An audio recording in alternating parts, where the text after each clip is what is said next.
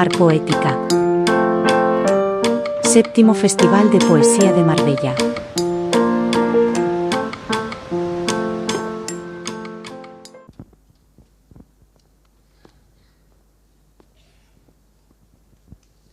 Muy buenas tardes a todos y a todas. Muchísimas gracias por vuestra compañía. Esta cita es la evidencia de que Mar Poética crece y que crece por vosotros. Decíamos el otro día que la poesía es encuentro y, entre otras muchas funciones, la poesía permite que las palabras que usamos todos los días para entendernos no se nos pudran de tanto usarlas, de tanto abusar de ellas. Hoy viene a este escenario un artista que ha otorgado a la palabra una importancia capital, que ha mimado las palabras en sus canciones, que ha estudiado a fondo, que ha analizado, que ha confrontado la palabra en sus ensayos.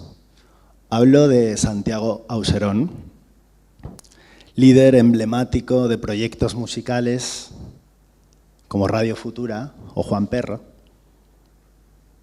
Pero también hablo del Santiago Auserón, doctor en filosofía, formado con pensadores de la talla como Gilles Deleuze o José Luis Pardo. Hablo del Santiago Auserón, medalla de oro de las Bellas Artes 2022, aunque recibió de la mano de los Reyes hace muy poquito ese premio. Santiago Auserón dialogará hoy con Juan Marqués, uno de los críticos más lúcidos y sí, más valientes también de este país.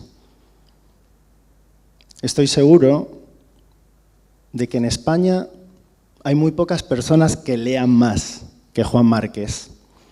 De hecho, no tengo tan claro que duerma mucho.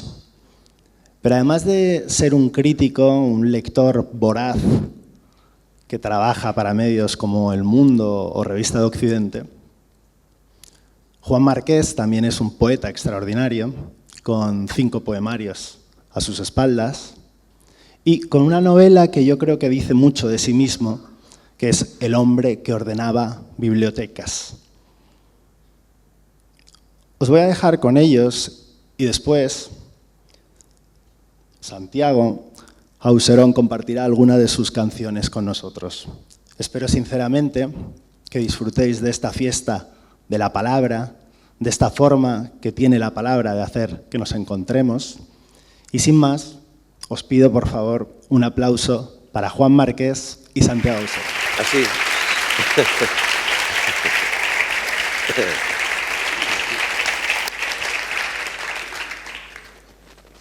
Hola, buenas tardes. Bueno, muchísimas gracias a Javier Vicedo no por su presentación, que también, sino por su invitación. Él sabe de mi admiración por Santiago Auserón y le agradezco mucho que haya pensado en mí para algo tan bonito, ¿no? Gracias también a Mar Poética, gracias a... No sé muy bien quién paga esto, pero sea quien sea, muchas gracias. Gracias a toda la organización, gracias a la gente que está con los cables y haciendo esfuerzos para que eso salga bien. Y muchas gracias a ustedes por venir. Creo que si están aquí es porque corrieron o alguien corrió por ustedes para encontrar alguna invitación para esta tarde. Y por tanto, si hicieron eso, descuidando a sus hijos y sus trabajos y tal, es porque les interesa mucho. Supongo que... O sea, yo entiendo que es muy fácil admirar a Santiago Auserón, yo eso lo sé muy bien.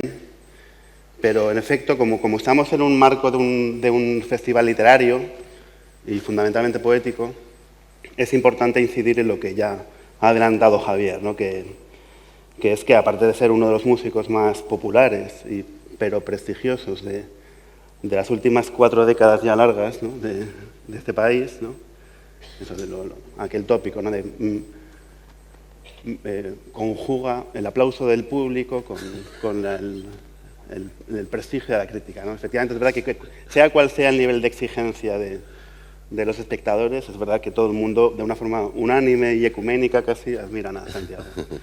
Pero, claro, en en un festival de literatura es importante que... O sea, no quiero que se me amotinen porque después habrá un pequeño concierto, pero déjenme este prólogo literario para explicarles mínimamente que como seguramente... Bueno, es probable que alguno de ustedes no sepa muy bien que Santiago, efectivamente, es el autor de textos literarios, aparte de sus letras, vamos a ver, aparte de la música, están las letras, ¿no? Los textos de las letras de las canciones de Auserón, como saben ustedes. Santiago es el autor de algunas de las mejores letras que se han escrito en castellano, en español. En tu caso es español, tú no escribes en castellano. Gracias. Escribes un español muy amplio, ¿no? Y muy abierto. Entonces, sí, algunas de las mejores letras en español, decía, las ha escrito él. Pero es que al margen de la escritura de letras, para ser cantadas, es autor no de poesía, no de narrativa, por lo menos no la hemos leído, sino de ensayos que iré enseñando después cuando toque, ¿no? Cuando vengan a cuento, nunca mejor dicho, si acaso iré sacándolos, ¿no? Pero es el autor de ensayos que de verdad tienen una autoexigencia enorme, son investigaciones muy profundas, de largo aliento, son años, ¿no? Cada una de ellas, y sí, compagina Santiago esa vertiente de ese doble paraguas o doble sombrero de practicante de la música con la investigación musical, con la historia de la música, con la filosofía de la música, con la teoría de la música, ¿no? Hace unos pocos años publicó su tesis doctoral, Ars Sonora, que es casi desmesurado, ¿no? La tengo por aquí. Es un libro que ya... Sin duda desmesurado. Sí, ¿no? Pero es desmesurado no a la usanza de las tesis doctorales, sino que realmente es un libro que, bueno, es muy goloso en su erudición, ¿no? Es un libro que es exigente con el lector, que es muy osado en sus conjeturas, también es muy documentado y muy riguroso en sus descubrimientos o en sus hipótesis, pero sobre todo es que es abrumador por la calidad literaria, por la grandeza de su escritura y simplemente porque se te ocurra, francamente. Es como, o sea, alguien como tú, ¿no? Que podrías dedicarte a otras cosas y acomodarte en la fama, digamos. El esfuerzo que supone esto es admirable, ¿no? Y sobre todo cuando el resultado es una aportación científica real, ¿no? Y universitaria, no sé cómo decirlo. Entonces, bueno, hablaremos de esas cosas, pero para empezar, bueno, aparte de saludar, que no te he dejado, sí. Me gusta oírle hablar. No, a mí no. La primera pregunta sería básicamente algo así como tu memoria lectora, digamos, ¿de dónde vienes, ¿no? Tu relación con los libros, sí. tu... Bueno, pues entre otras cosas he leído tus libros y sí que estoy hablando con un gran poeta y un excelente escritor y con una persona que tiene el tipo de compromiso con las cosas del arte al que a mí me gusta aspirar, que es un compromiso que está más allá de toda ley convencional y que afirma como una especie de vínculo con la poesía y con las palabras y con el pensamiento, pues que es una aventura de vida en sí mismo, por completo, e incluso a veces desborda tanto su campo de acción, esa energía puramente literaria en la que vive. Pues, ¿estás hablando de mí o no? De Juan Márquez. No, por favor, sí, contéstame. Pues que casi no, o sea, es decir, que invade las lindes de la vida normal, ¿no? Es decir, yo eso lo admiro mucho, Juan, y en realidad, como rockero que de pronto pasó a la fama de una manera inesperada, absurda, siendo todavía delineante de la construcción y estudiante del nocturno de filosofía, de pronto pasar a tener un éxito inesperado y un poco absurdo y que entonces hubo que empezar a merecerse y a pelear para decir, bueno, ¿esto qué es? Bueno, pues digamos que con el paso del tiempo yo creo que es para gente como yo me considero todavía rockero, es para los rockeros, hablo en nombre de un gremio improbable, un honor el irnos pareciendo cada vez más a los poetas, es decir, a esa marginalización en la que vosotros habitáis. No sabría qué decirte. Desde el comienzo de los siglos, poco a poco nos la tenemos que ganar, tal vez tengamos que aprender a escribir, si es demasiado pedir, pues podríamos aprender a leer, ¿no? Con eso ya sería suficiente. Y para algunos practicantes de la nueva música popular electrificada y automatizada, sería bueno que empiecen a aprender a hablar.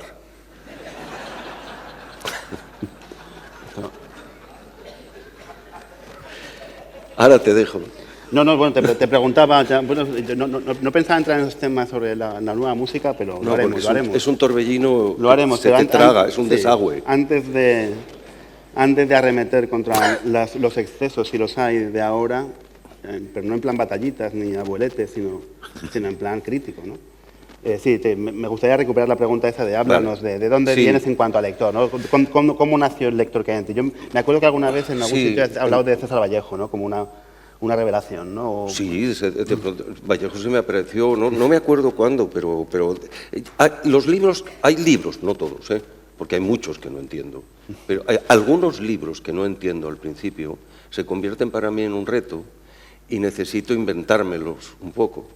Y eso me ha pasado con Vallejo, me ha pasado con El Paradiso de Lezama Lima, me pasó con el Ulises, me pasó con el Antiedipo de Deleuze y Guattari, me ha pasado con muchos libros. Hay libros que no entiendo y en los que siento que hay como una especie de latido casi imperceptible y que con los que necesito ponerme a prueba, vaya. Entonces, y les dedico tiempo y pasión hasta que empiezo a inventarme un poco lo que quieren decir y luego tal. Bueno, entonces, Orígenes lectores, he sido un lector compulsivo desde niño, desde las historias, bueno, de aventuras normales para los niños,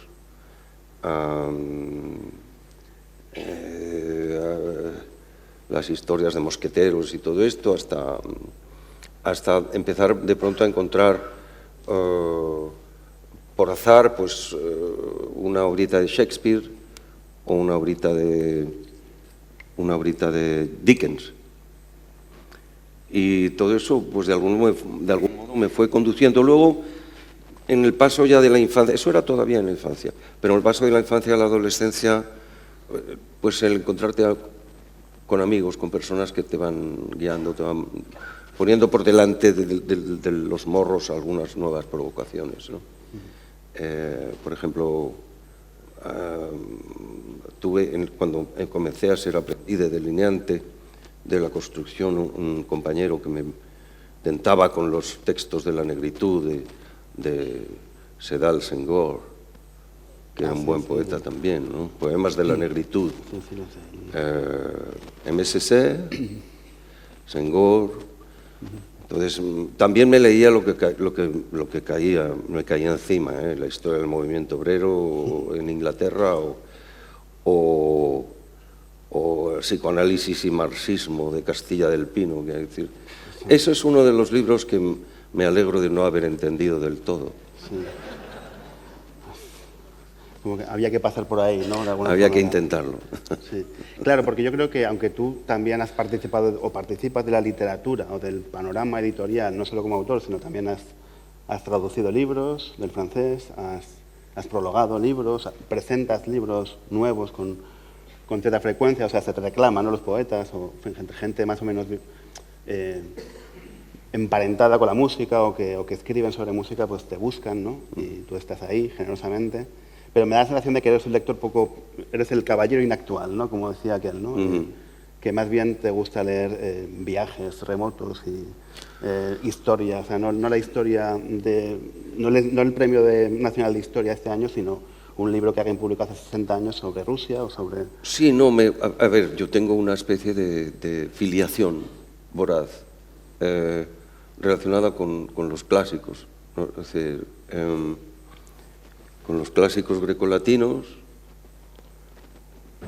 con los clásicos también europeos y españoles. Es decir, yo he disfrutado y disfruto muchísimo leyendo a nuestros clásicos. Es como reencontrar en mi lengua resonancias que me estaban esperando desde hace siglos. O sea, y cuando redescubro, yo qué sé, a don Miguel de Cervantes invitándonos, que vengan todas las ninfas y los ninfos del lugar. que el baile de la Chacona es más ancho que la mar, por ejemplo, ¿no? O sea, pues yo qué sé, es que en cuanto digo, oh, aquí era donde yo tenía que habitar, ¿no? Es decir, eso me hace disfrutar muchísimo. Es decir, quiero decir con esto que lamento no poder dedicarle tiempo, ya con el paso de los años, pues menos, a las novedades muchas veces literarias, ¿no? Salvo cuando me fuerzan los amigos, fuerza. Cuando me dicen, esto lo tienes que leer, a ti te hago caso, ya lo sabes. Yo nunca lo haría, yo nunca bueno, leo. pero sí lo haces. Entonces, es que hay todavía tantas cosas de gente que me fascina, que me vuelve la cabeza al revés. Es decir, y si termino de leer a Dostoyevsky, me gustaría volver a empezar. Claro. No voy a Cervantes y a Shakespeare y esas cosas, ¿no? Y los griegos, solo con los griegos ya estoy ahí en una especie de círculo vicioso del que no puedo salir, ¿no? Entonces me cuesta mucho salirme, el tiempo que necesito para leer me cuesta mucho salirme. Ahora bien, sigo siendo estudiante vocacional de filosofía y eso me lleva a leer cosas que no siempre son divertidas. Tan divertidas como lo que acabo de citar, porque lo que acabo de citar a mí me divierte mucho. Y entonces las cosas que no son tan divertidas a veces las leo porque tengo que preparar una estrategia, no una estrategia para dominar el mundo, una estrategia para sentirme bien, o sea, para preservar la sensación de que me voy escapando por el camino más correcto posible. Eso es todo. Entonces a veces pues leo libros relacionados con la historia de la filosofía o con la ciencia contemporánea, pero en ese sentido de procurarse estrategias. Ahora que te he preguntado esto, y no lo había pensado antes, pero me doy cuenta de algo que es curioso de repente, ¿no? Que es verdad, bueno, es verdad que en arte sonora hablas mucho de Grecia, empiezas por Grecia, ¿no? Y es verdad que hablando de literatura contigo, digamos, la genealogía, por ponerme pedante, es distinta a la musical. O sea, me da la sensación de que tu búsqueda musical, ya saben, por Cuba, por África, por el mundo árabe, ¿no? Más próximo, y cambio la literatura es más europea, más hispanoamericana, pero no. Totalmente. Es como si fueran corrientes distintas. No, española, es decir, yo me acuerdo del día que llegué a Madrid, después de vivir unos años en Huelva, en los que había leído compulsivamente la obra completa de Federico, y llegué a casi a convertirlo en un fantasma que habita a mi lado, ¿no? Pero el día que llegué a Madrid me fui a la Cuesta era septiembre del 71. Me fui a la Cuesta de Moyano y me encontré la poesía de Machado, una edición baratica, y me senté en el Retiro hasta que se hizo de noche. Y tuve otra vez, después de Federico, el palpito con don Antonio de decir, estoy contigo. Él, no sé si me lo decía él a mí o se lo decía yo a él. No sé, hay cosas. Es que el tema de la lengua que uno aprende a hablar de pequeño es muy fuerte. Entonces siempre he tenido ese respeto fundacional, por decir así, por las palabras. Es un respeto que no exento de sorna, o sea, porque tampoco el lenguaje nos puede cuadricular la existencia. Pero, sobre todo en el oficio musical, trato de mantener la vena del lenguaje como un fluido continuo, ¿no? Incluso que me haga posible el seleccionar los sonidos musicales más interesantes, porque en la cooperación entre sonido verbal y sonido musical ocurren cosas que todavía no se pueden explicar. Es muy bonito esto que dices, porque es verdad que tu obra, bueno, publicaste un libro que se llama El ritmo perdido, primero en Península, y sí. Alguien me robó ese ejemplar, por cierto. Yo te puedo dar. No. Y después en anagrama, era broma, era por si está por aquí, para que sepa que...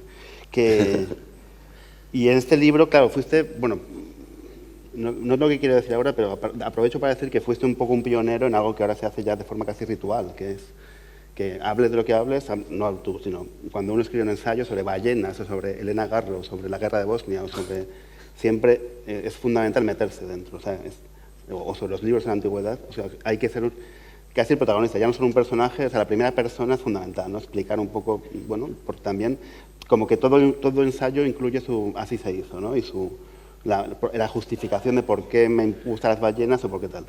Aquí, claro, este libro es prácticamente tus memorias, o contenían mucho de tus memorias de infancia en Zaragoza. Empieza así, pero luego salgo huyendo de mí mismo. Sí, pero entonces lo que quería decirte es eso, que en este libro realmente, a mí lo que más me... Claro, yo que no sé nada de música, me encanta, pero no sé nada. Leyéndote sí que es lo más... Hay casi algo como de... Sí, hay casi una intriga en tu búsqueda de ritmos, ¿no? Da la sensación eso de como... O sea, los ritmos como seres vivos, ¿no? Y que van atravesando los siglos, van cambiando, van llegando a sitios inesperados, van convirtiéndose en otra cosa, pues es el flamenco, ¿no? Como, hasta dónde, ¿qué tiene que suceder para que... ¿no? O sea, ¿de dónde vienen todas esas cosas? Como las razas, ¿no? O sea, ¿de dónde vienen esas cosas? Y es algo que tiene algo casi nobleza también, un poco, ¿no? Es lo que trataba de averiguar, claro, es decir, ¿de dónde viene todo eso, no? Y la primera sorpresa es que cuando te trazas una serie de pistas para buscar, por ejemplo, el origen de un ritmo o de un estilo de melodías, de un género musical o literario, y vas buscando, decir, bueno, pues vamos a los árabes, que han estado mucho tiempo aquí, ¿no? Y a ver su literatura también, lo que puedas en traducciones pues, españolas o francesas o inglesas, en las que para mí resulten accesibles. Vamos a ver qué decían en la Edad Media, qué decían esto y tal. Lo primero que te das cuenta es que no hay que lo del origen es un mito endeble, porque detrás de todo lo que podamos averiguar siempre hay algo mucho más lejos. Ya, ¿no? claro. En el ejercicio de investigación al que me llevó ese libro, me di cuenta de esto, de que el ritmo perdido es una pérdida irremediable, pero el que se vuelve a encontrar con cada cita cervantina de estas, de que vengan todas las ninfas y los ninfos del lugar, ¿no? Sí, Me decía que es un reencuentro continuo, es una pérdida, no hay origen, no puede ser nacionalizado. Es decir, lo que yo descubrí con la investigación de ese libro es que la música y quizá la poesía también no tienen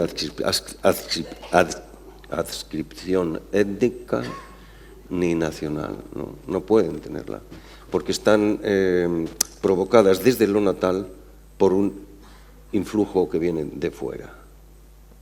O sea, es lo natal tocado por un contagio exterior, tanto en la canción de cuna como en la poesía que sale de la leche que mamaste, ¿no? La leche que mamaste tiene un influjo extranjero. Esto es lo que yo me di cuenta en esta investigación. Y en particular a los españoles pues nos ha tocado ese destino de una manera tan evidente que deberíamos empezar a sacarle algún jugo, ¿no? Es decir, a entender un poco que lo que nos ha pasado es que llevamos milenios siendo colonizados, y descubiertos y redescubiertos por civilizaciones más fuertes, a las cuales hemos dejado que nos organicen como parte del imperio de turno, romano, visigótico, austriaco, borbónico, etc. Y luego norteamericano. Pero luego nuestras hoscas identidades de partida, de un mosaico roto desde el comienzo, siguen ahí. Yo creo que eso tiene una gracia que todavía no sabemos manejar, ¿no? Y al revés, también el que no sepamos manejarlo tiene su propia gracia. O sea, que claro. A mí me parece, ya es una cosa que probablemente sea antipático, pero o sea, el hecho de que no podamos saber exactamente... Claro, en un ensayo es más frustrante que en un poema, quizá, pero que no sepamos encontrar la verdad. O sea, yo creo que la literatura tiene que apuntar hacia la verdad. Hacia algún sitio, sí. Pero no hace falta nombrarla. O sea, con insinuarla, con saber más o menos por dónde están las cosas, vale, ¿no? O sea, si alguien escribiese un poema que fuese oficialmente el poema que resuelve todas las preguntas, dudas incertidumbres y Eso da secretos para de la historia, yo es que no lo por lo quería ni menos leer. da para un relato de Borges. Sí, sí, eso. yo no querría leer ese poema o no me gustaría, ¿no? Le haría una reseña horrible, ¿no? Porque la literatura, o sea, no se puede acabar, no es una búsqueda que Claro. casi Ni siquiera la ciencia, Juan, ni siquiera, No, se fundamenta ni en que siquiera no las sabemos. matemáticas, ahora lo dicen los científicos, las matemáticas que van de Ya. apodícticas y de procurar una predictibilidad absoluta, supuestamente. Es decir, pues tampoco, es decir, se tienen que reinventar constantemente fracaso a fracaso, y los fracasos provocan la invención de un nuevo universo simbólico. Y yo creo que en la poesía ocurre lo mismo y Hablando de poesía y cambiando mucho de tema, nuestro paisano Sergio Algora, el cantante del Niño Gusano y de la Costa Brava, que aparte de ser un letrista, bueno, pues como mucha gente de nuestra tierra que tiende hacia lo surrealista y lo onírico y un poco lo difícilmente inteligible. es que frecuentamos los bares desde muy pequeños en Zaragoza. Sí, ¿no? Y sí, lo de no saber leer. Pues Algora, que era un gran letrista, o sea, sus canciones tienen letras muy originales, muy coloristas, muy especiales, también era autor de libros de poesía. Y él se enfadaba realmente, o sea, no es que distinguiera, es que realmente le irritaba profundamente que se comparasen los dos géneros. O sea, no solo decía que no son tan emparentados como dicen, sino que de hecho él defendía que eran absolutamente distintos, ¿no? y que él por lo menos abordaba la escritura de un poema de una forma radicalmente distinta a la de una letra, ¿no? Tú, aunque no hemos leído tus poemas, ya me entiendes, o sea, pero ¿tú qué dirías sobre esto? Afortunadamente. Yo sí que tiene toda la razón. Son como universos paralelos en aproximación continua. Pero que no pueden confundirse, o sea, porque hay gestos, hay decisiones radicales que los enfrentan para que uno se alimente del otro también. Es decir, mi relación con la poesía es igual de fascinada que con otros géneros literarios y en particular con la poesía, más porque hay algo para mí inalcanzable en la poesía. O sea, así como la gente del estro, vamos a llamarla así, los hijos del estro poético, saben que son poetas. Sabéis que sois poetas. Sin insultar, pero no, sin señalar. Bueno, pues yo sé que no soy poeta. Y esto, además lo defiendo tampoco con ceguera y con ahínco ni nada. Lo defiendo como una posibilidad interesante. Es decir, a ver, el poeta no está enchufado. Él no... a la corriente eléctrica. Trabaja todavía con los elementos básicos del cálamo y el pergamino, o no muy distintos. ¿Ha cambiado algo con el teclado del ordenador? Puede que sí, pero yo no veo el cambio tan drástico por el momento. En lo que respecta a la poesía, otras cosas.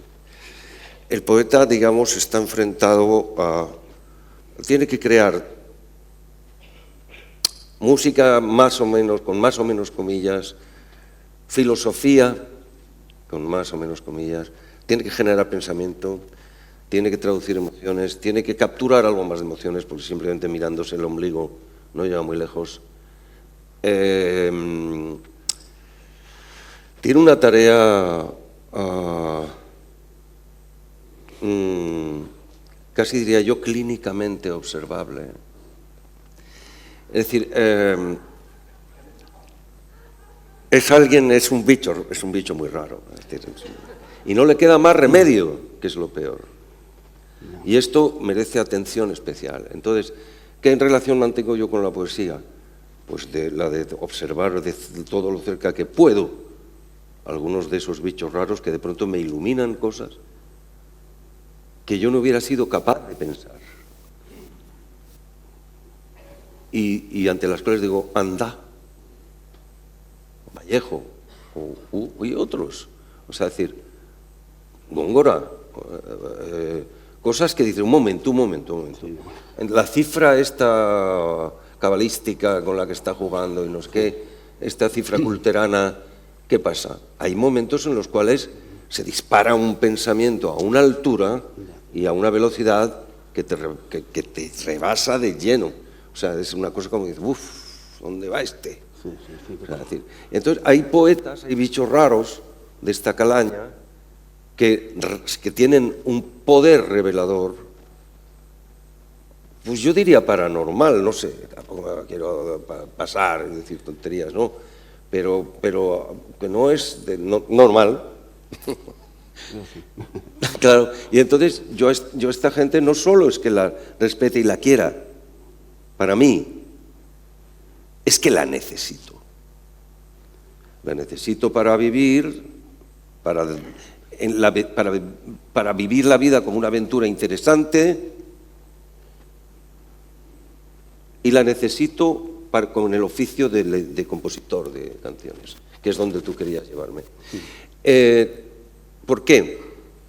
Porque la canción trabaja esencialmente con el lugar común, con tópicos muy probados, en el entorno de fórmulas métricas y de formas melódicas que, aunque sean inventivas, tienen que estar fundadas en tradición, tienen que provenir de un caudal, de una corriente que, si tienes la suerte de que te caiga la posibilidad de inventar algo, de cualquier modo están vinculadas a un caudal, ¿no? Y ese caudal es un caudal que arrastra tópicos, que arrastra lugares comunes. Yo antes, cuando era afterpunk, lo común, el lugar común, el tópico y tal y cual, cuando quería ser un enfant terrible, pues los tópicos y los lugares comunes me ponían muy irritado, era irritable. Pero ahora no. Ahora los lugares comunes me parecen objetos de estudio, objetos de indagación. Y sobre todo, cuando veo a un poeta capaz de reanimar un lugar común, entonces se me ponen los ojos como platos, ¿no? Yo no he venido aquí a adularte, pero si hay alguien en este contexto nacional contemporáneo que ha removido los tópicos muy clásicos y muy tradicionales y ha cogido el río y el pasado y el caudal y el bandolero y el perro y eres tú, o sea, que el que ha... Es que esas palabras me gustan. El que ha encontrado cosas nuevas en esos elementos eternos o nuestros, o en fin, como telúricos, eres tú, pero... Y que, de hecho, o sea, en general a los poetas que hablan de la luz o de la vida o de la verdad y tal, pues se les acusa con muchas veces con razón de clásicos, de cómodos, de conservadores. Bueno, la luz es muy importante. Sí, no, por supuesto, pero en cambio a ti nadie te acusaría de eso, creo, porque todo el mundo entiende que el río, tu río, es que es el río de siempre, pero es un río al que tú metes ¿cómo es lo de buscar el oro, ¿no? Tú encuentras una pepita que nadie había visto. No, yo creo que la estamos viendo, ¿no? La estamos viendo si miramos a nuestra tradición poética y si atendemos a nuestros poetas, con nuestros contemporáneos de más o menos edad, algunos como los que participan en este festival, mayores y otros más jóvenes, si atendemos a aquellos que tienen esa virtud un poco milagrosa de reanimar el topos, ¿no? De reanimar el lugar común, y que resultan reveladores de una manera extraña, no porque lo pretendan a veces, no porque estén en pos de unas migajas de la gloria literaria, no, eso más bien despista. No, es porque tienen algo que no lo pueden evitar, es decir, el estro o la leche que mamaron, no sé, lo que sea, ¿no? Es decir, pero cuando te encuentras con uno de esos poetas que revela, que tiene algo revelado, decir, pero este pájaro, esta pájara, ¿cómo ha podido decir esto, no? O sea, eso me ocurre con Pessoa, me ocurre con Rilke, no me ocurre, yo qué sé, ahora estoy enganchado con los poetas griegos del siglo XX. No conocía la poesía neohelénica. Los Cavafis y los Elitis. Cavafis, nunca le había prestado atención a Cavafis, menudo pajarraco. Aparte de su morbo, ¿no? Por su vida de excesos y todo esto, pero él es que ha conseguido sacralizar sacralizar la narración, la mínima de sus amores perversos, ¿no? Lo ha convertido en una suerte de religión bizantina. Cavafis es muy fuerte. Y luego he ido descubriendo otros... es que el siglo XX... Yo acabo de descubrir Grecia, yo no, estoy trabajando con músicos griegos ahora porque estoy flipando totalmente. Ahora, yo creo que el viaje al oeste, el viaje a Cuba y a Nueva Orleans, ya, digamos, he atrapado lo que necesitaba. No es que se haya agotado, aquello es inagotable, Cuba sobre todo, pero ahora mismo me urge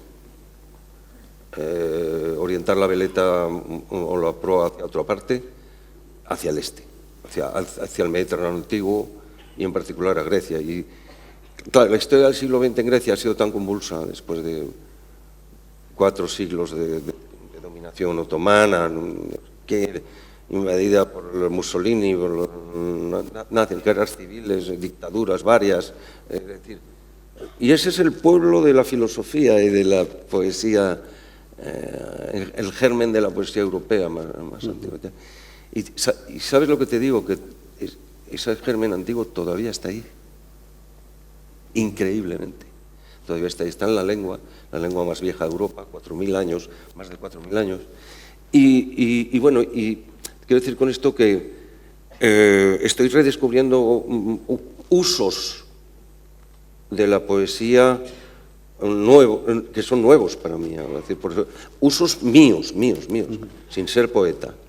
Usos de la poesía que se me hacen indispensables. Porque cuando esa gente que ha vivido todas esas tragedias contemporáneas traducen un fragmento de su país indecible, algo e intentan vincular la gloria mitológica de la Grecia arcaica con el desastre absoluto de todo lo que les ha ocurrido recientemente, eso es un esfuerzo tremendo. O sea, no es simplemente hacerse adalid de la revolución. O sea, yo soy poeta y soy el capitán revolucionario. Bueno, esta actitud a mí siempre me resulta un poco sospechosa. Esta gente no, esta gente hablan de un proceso trágico por dentro de sí mismos, de sus madres y de sus abuelas, ¿no? Y encima saben que está conectado con la antigüedad, con la Grecia arcaica, e intentan decirlo. Entonces, gente como Cavafis, por supuesto, pero Yannis Ritsos, Elitis, el cretense, Odiseas Elitis, Seferis, el otro premio Nobel, me gusta más Elitis. Ritsos es brutal, porque Ritsos es un tipo que empieza por el realismo socialista, comunista afiliado, y empieza por el realismo, pero pronto se da cuenta de que sus alas vuelan más alto. Déjame hacerte una pregunta, perdónenme, formal, un poco técnica, sobre... Antes, cuando hablábamos de lo de las diferencias entre la canción y el poema, claro, tú fuiste también muy valiente, digamos, bueno, precisamente musicando a un poeta como Poe, ¿no? Como Edgar Allan Poe, Annabel Lee, es como... Claro, una de las cosas que Algora sí que atribuía a la canción de una forma casi inevitable es el ritmo. Por supuesto, el ritmo es muy difícil de escapar. La rima, ¿no? La rima en una canción parece casi de una existencia ceremonial. A veces tu Annabel Lee, yo creo que fue la primera canción del pop o rock español que de repente triunfó, transgrediendo totalmente la obligatoriedad de la rima, ¿no? Esto me gusta mucho, pero es lo que más me cuesta. Es decir, a mí me gustaría escribir canciones sin rima. Normalmente cuando lo he hecho mano de la rima al mezzo y la rima interna, ¿no? O sea, pero ya no rimas, sino simplemente sonoridades, ya no incluso vocálicas, sino consonánticas que lleven, sin llegar a ser una aliteración, conduzcan un hilo de resonancias que pasa por unas veces hacia el final del verso, otras veces por en medio, otras veces al comienzo y tal, pero que el resultado global sea musical. Esto es lo que más me gustaría hacer. Canciones sin rima. Pero no es fácil. No es fácil, no es fácil. Estamos en ello, digamos. No me resulta fácil. Algunas veces te sale y dices, ahí va, esto mola, esto me gusta, pero no es fácil. Y también sería estupendo para mí, digamos, la asignatura pendiente en relación con vosotros, o con ustedes vosotros, sería el verso libre, o sea, decir, establecer un vínculo musical con el verso libre. Y ahí es donde el título de la charla de hoy, tiene sentido, ¿no? La canción del poema. Es decir, ¿dónde está el misterio que hace del verso libre una unidad musical? ¿De qué música estamos hablando? ¿Es la música del pensamiento? ¿Es la música de las ideas? ¿Es un ritmo neuronal? No aparente. Claro, tú estás acostumbrado a esta situación de focos y tal, y yo no. Sí. Y entonces, claro, yo no veo a nadie, lo cual me ayuda, ¿no? Ellos sí nos ven. Yo he salido. O sea, no. No, claro, yo estaba muy tranquilo porque digo, estamos aquí solos. Pero es que no veo a nadie, lo cual, claro, hace que tampoco sé muy bien si se están aburriendo, ¿no? Pero creo que no.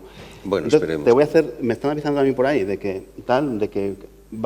quedan 5 o 10 minutos. Bueno, entonces te voy a preguntar por algo que por sorpresa, creo que querías hablar al principio, que era, yo no pensaba hablar de eso porque sé que tú eres un hombre que nunca toreas temas incómodos o controvertidos y que de hecho te has metido en algún jardín y tal, Sí, y que eres un hombre muy valiente y que, en fin, que ya estás precisamente en ese proceso un poco de desnudamiento que tienes desde la fama más ruidosa, no lo digo por la música, sino por los medios, desde la fama más espectacular a la pobreza, que creo que te gusta también, y al final acabaremos mendigando por los caminos, tocando una cancioncica con una cuerda, tal.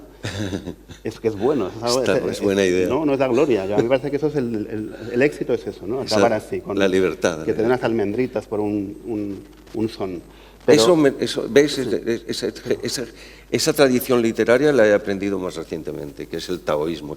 Ahí nos tenemos que salir de Occidente, hay que mirar a otro lado. Pero eso no es simplemente lo de qué está pasando con la música. O sea, quiero decir, cuando mi padre me escuchaba a mí, oyendo Rem o Nirvana o Spin Doctors o Hole o Counting Crows y tal, mi padre que es beethoveniano y melómano. Es una pregunta que no es fácil de responder. Claro, me pasa a mí, cuando yo escucho a mi hijo escuchando esas cosas que escucha, me está pasando a mí como, o sea, que es la misma. Nos hemos prometido no decir determinadas palabras. O sea, quiero decir, y aparte yo soy muy beligerante, aparte yo estoy en contra de la autoridad y yo a mi hijo le dejo lo que quiera, pero claro, lo cierto es que lo escucho entonces me pregunto, o sea, por supuesto mi padre está equivocado en ese sentido, porque Rem son muy buenos, pero, o sea, me estoy haciendo viejo, no estoy entendiendo el idioma nuevo de las generaciones, o realmente tengo razón al pensar que un poquito de degradación ha habido en la autoexigencia de los músicos, o del panorama musical, o de los productores, o de la gente que manda o que de alguna forma condiciona los gustos. ¿Estoy equivocado si pienso que tú eres mejor letrista que Omar Fuentes, o como se llama? Omar Montes. O sea, es una impresión mía. Yo creo que la comparación no es buena, o sea, no es útil, la comparación no es útil. Lo que es útil es determinar, digamos, las fuerzas que priman en un momento dado. Es decir, el otro día una persona de la realeza me hizo la misma pregunta. Oye, ¿qué pasa con esto? Es decir, a mí mi abuela me decía que los Beatles eran el ruido. Claro. ¿Y ahora qué le digo yo a mis niñas? Y yo le dije, señora. Alteza. ¿No? Alteza, sí. El problema no es verlo desde ahora. El problema, para nuestras abuelas, los Beatles eran un ruido irritante. Y la armónica de Dylan ni te cuento. Pero con el tiempo resulta que determinadas claves, determinadas conexiones de la armónica de Dylan con otros tocadores de armónica que venían del delta del Mississippi, de los Beatles y los Stones y los Animals y los tal, con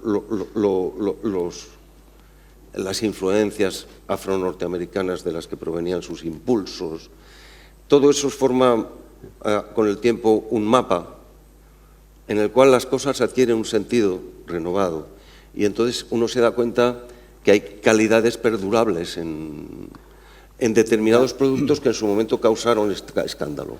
¿Ocurrirá lo mismo con esa música que ni usted ni yo queremos citar en este escenario? Es decir, probablemente no. porque está diseñada para otra cosa.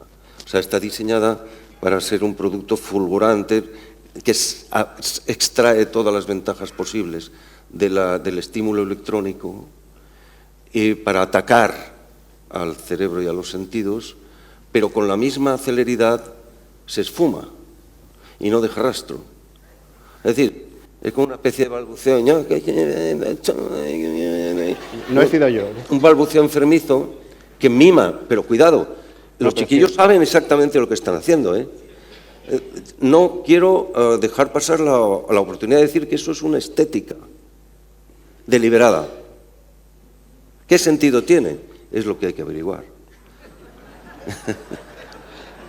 De hecho, ya por terminar, bueno, a mí no es que me gusta, pero, o sea, no es que me guste mucho el hip hop o el rap y tal, pero bueno, es una música respetable, ¿no? Sí. Y al final creo que estamos en un momento, tampoco es que yo esté muy atento a lo que se oye, pero que me da la sensación de que al final los raperos se han convertido en la élite cultural en cuanto a la autoexigencia con las letras. Sí. No, son buenos, hay algunos que son muy buenos en nuestra ciudad. Claro, muy buenos, y toda la gente de la slam poetry, y que saben poesía. Ellos se llaman a sí mismos poetas. Sí, bueno, eso es otra cosa, ¿no? La pero bueno. autopercepción la vamos a dejar para otra tarde o para otra Vale, próxima, bien. Pero yo no querría desdecir a los chiquillos que hagan lo que les dé la gana, que se metan lo que quieran y que canten o balbuceen o baby.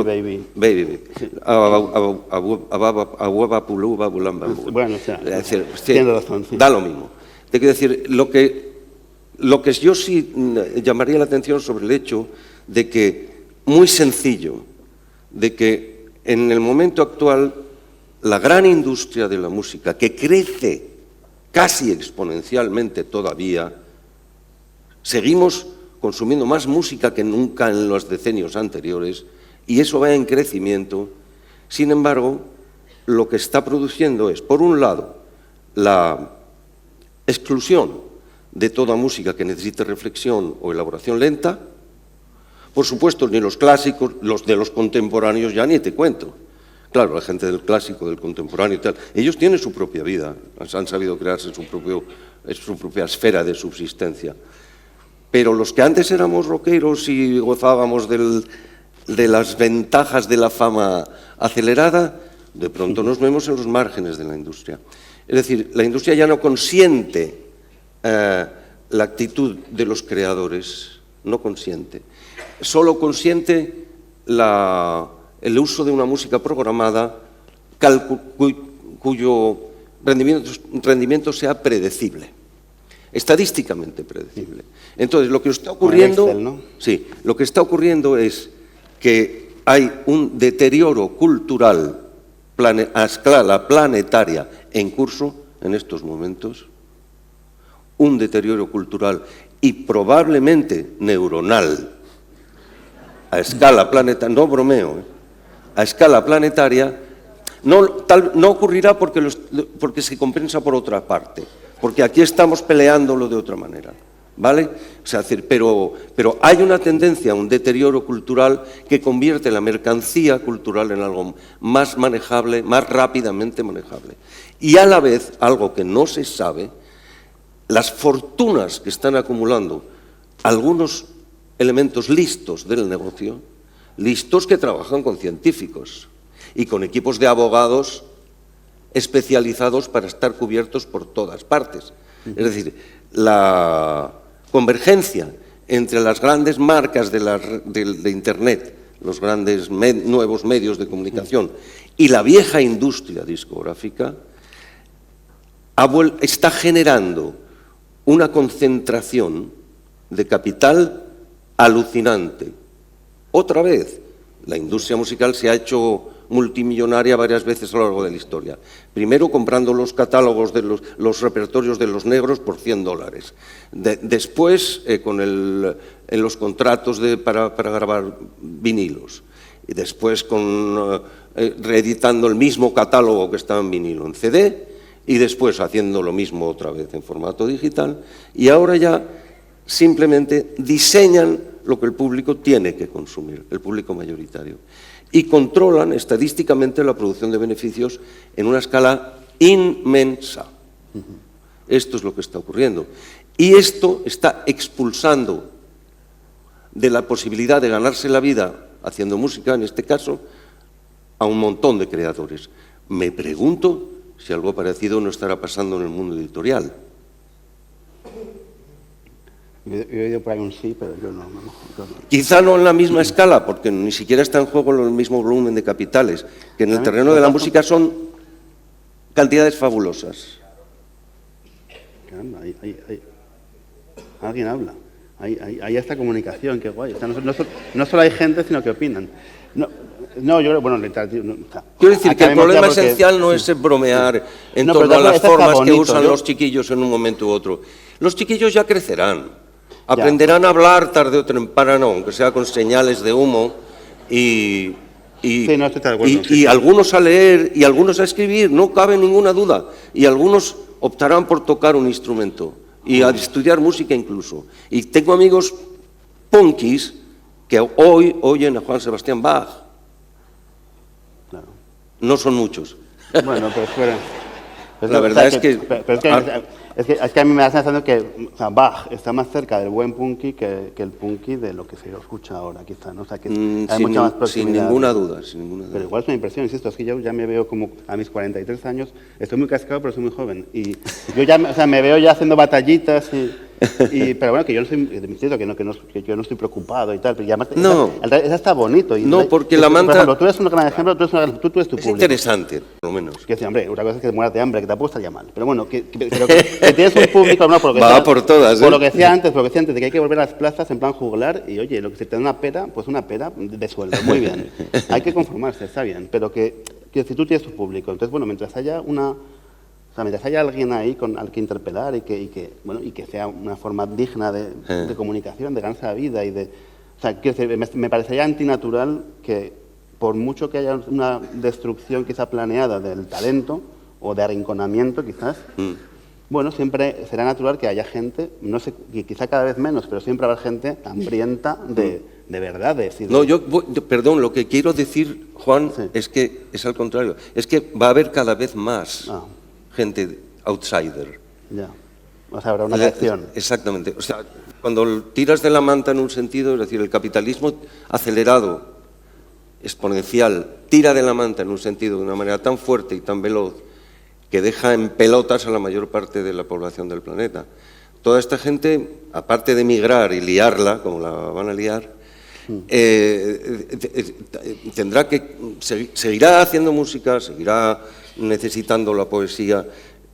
Son los fundamentos del cerebro humano, el sonido verbal y el sonido musical, y la gestualidad más o menos rítmica. Es decir, estamos hablando de las condiciones básicas del cerebro humano, no de las bromas de la inteligencia artificial que acaban sirviendo para el entretenimiento más aburrido en última instancia. Los memes o Beethoven, hay que decir, ¿no? Entonces, quiero decir con esto que yo creo que nos tenemos que preparar para la resistencia marginal, porque va a ser mayoritaria, es decir, va a haber mucha gente que necesita la música, buena poesía, que se sigan produciendo buenos libros, que se sigan haciendo cosas interesantes también en el terreno digital, en las redes. Es decir, lo mismo que la pintura, las artes, la danza, el teatro, es decir, son el sustrato de la humanidad. Y tiene que ocurrir guerras,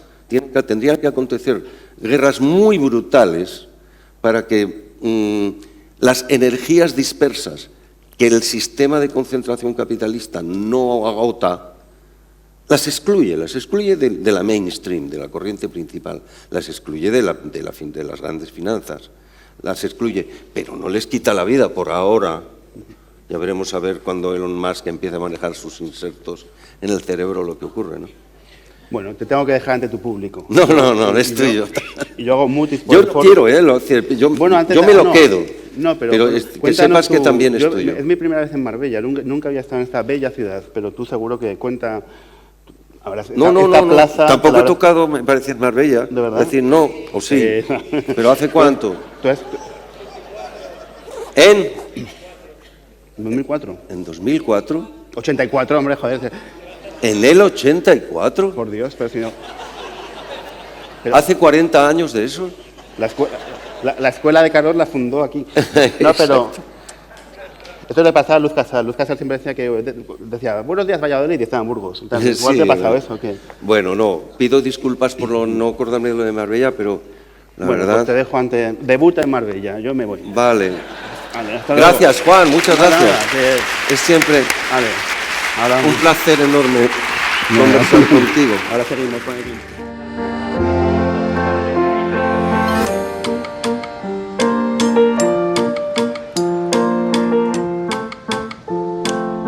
Mar Poética. Séptimo Festival de Poesía de Marbella.